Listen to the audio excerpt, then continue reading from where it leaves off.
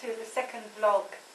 Thank you so much for all of you that gave me very useful feedback to the first vlog rather. So I just want to really run through some very recent news. Marko Pogacnik came last weekend with about a dozen Slovenians. These were pupils who'd attended his geomancy school for 2 years. And we added about 25 people from mostly Ireland, but also to a large extent the UK, and some from further afield like Holland.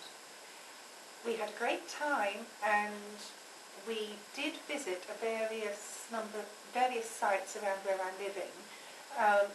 Marko was able to identify 3 stages of the goddess in the landscape, for instance. So we visited Anya, A-I-N-E, which is the young maiden aspect of the goddess. This was a landscape that was an early Christian site, and also was held together by a very beautiful tree. Now I'm going to try and show some pictures of these sites to give you a taste of where we went.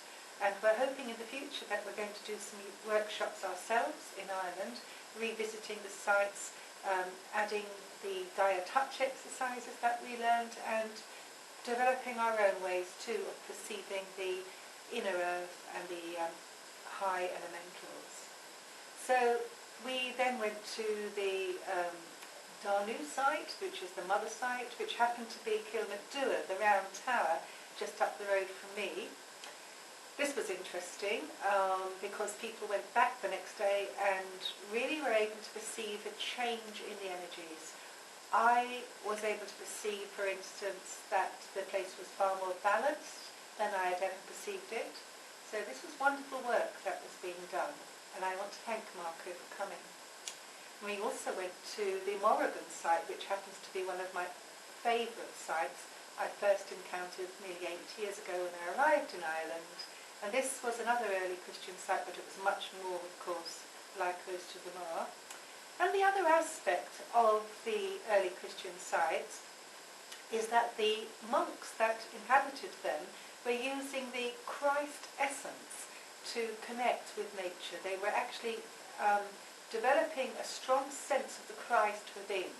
And this is called like the Christic essence, or the Christic vibration in Christian terms. But I found this very interesting because I've always felt this with these early Christians, these Chaldees, that they were able to enter into a state of being that the later church could not.